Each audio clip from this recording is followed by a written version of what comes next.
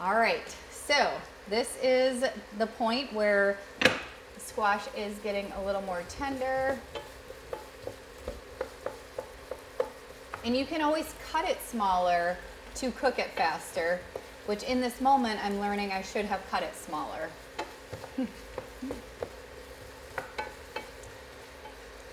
I'm interested. I think, all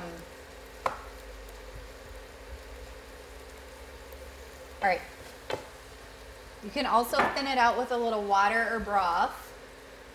So this is cooking fast, so I'm going to add a little of that.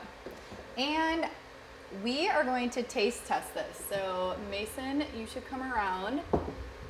And here's a fork. Add a little salt and pepper if you need, but I always recommend before people add salt and pepper to try it first. I can't tell you how often people just eat right away or just add the salt before they even try it, which if you're one of those, that's fine, but you should kind of know what you're, yeah, it's okay, I'll come Melissa. around and try it. Okay. Yeah, you should. I'm sorry. We'll bring it over here too. I'm going to try it too. Since I'm not serving any of you, I'm probably not going to follow sanitation rules. So. It's really good. I approve.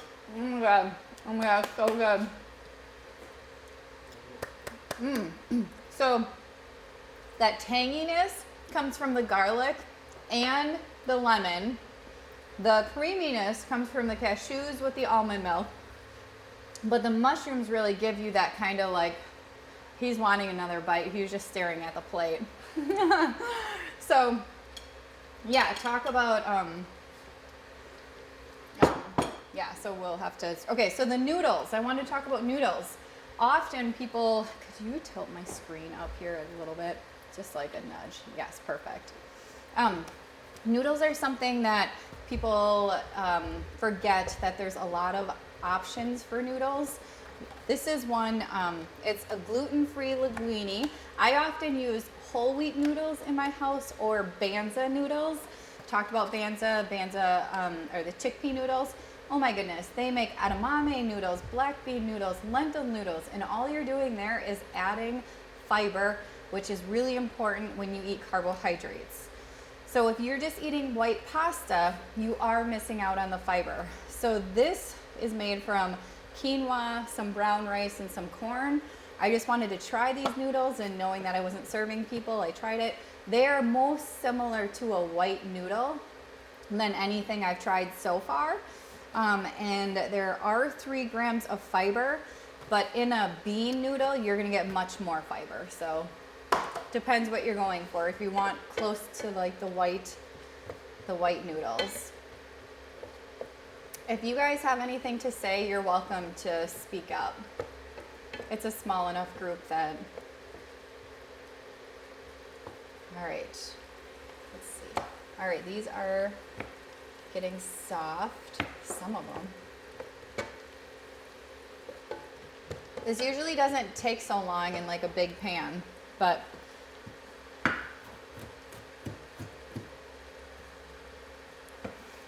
just gonna add the garlic now. It sat in the oxygen for a little bit. Garlic is still gonna cook down, so you can bite it without getting that feeling of eating raw garlic.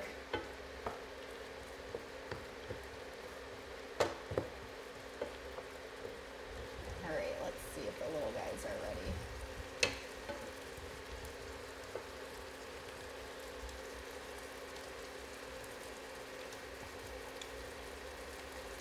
Some of them are and some of them aren't. I wonder, is this centered? Okay, so squash is also a really good way because of its bright orange color. You're getting a great source of antioxidants. I really like squash because it does offer good vitamins, minerals, vitamin A, which is something we're not getting enough of. And again, coming with the seeds, magnesium is in beans and nuts and seeds. And on average, people are not getting enough magnesium. All right. So, there. I am just putting that squash that was cooked in my blender. I don't think I want that to cook. I'm gonna put this here and we'll blend this up. Okay.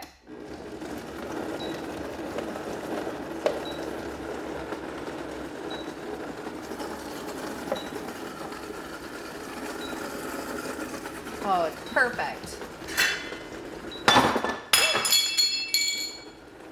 So it wouldn't be a normal food demo if that didn't happen.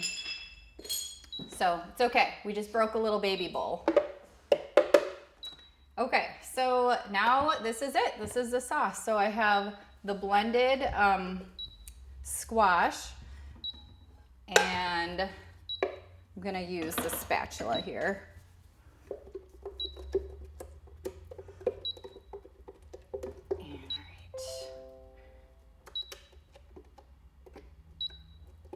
Show you guys in a minute. Sorry about the beeping.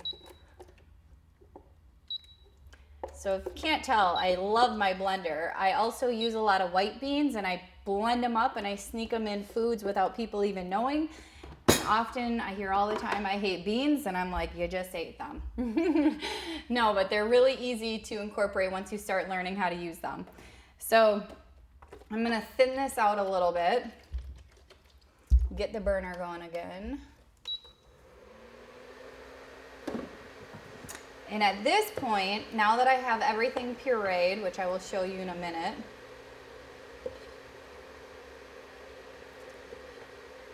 I'm gonna go back to that nutritional yeast, give it some flavor, give it some cheesiness, but also adding some B vitamins, folate, and some fiber.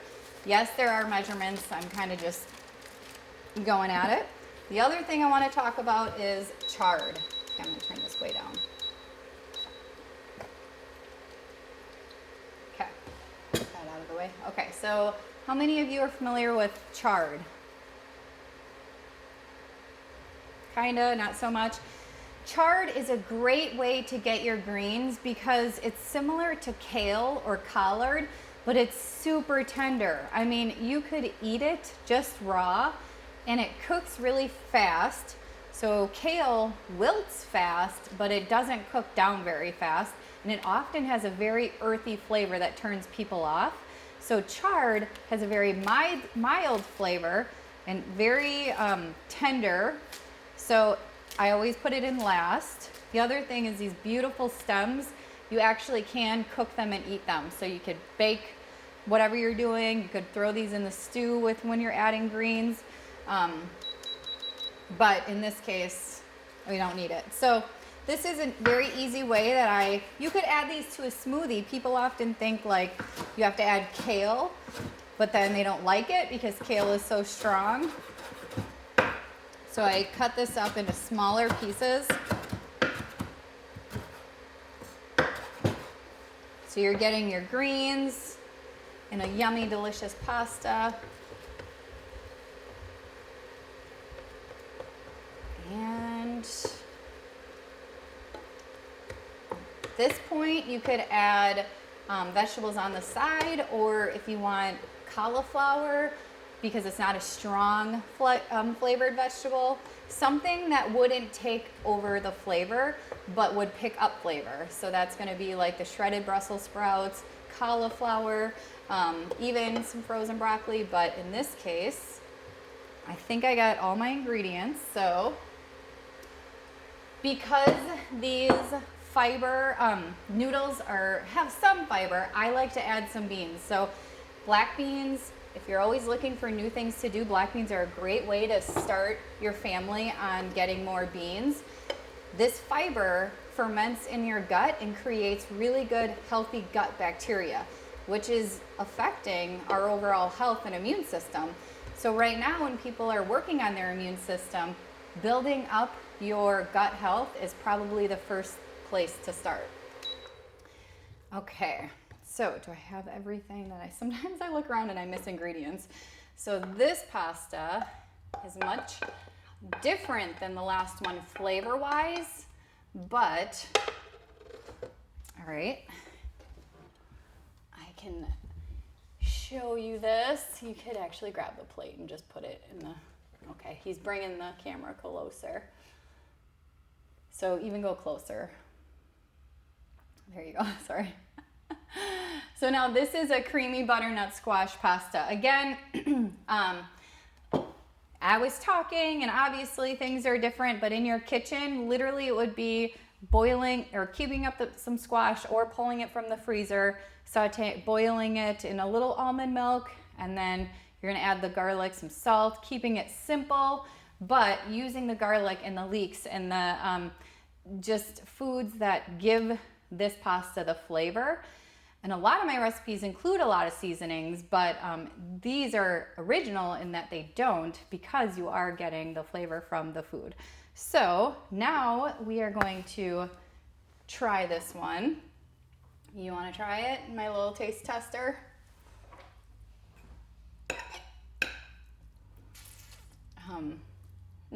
I have to have people try things because I always don't like watching cooking shows when they're eating in front of me and they're like, that's so good, and you're just assuming that they're totally exaggerating it, but in this case.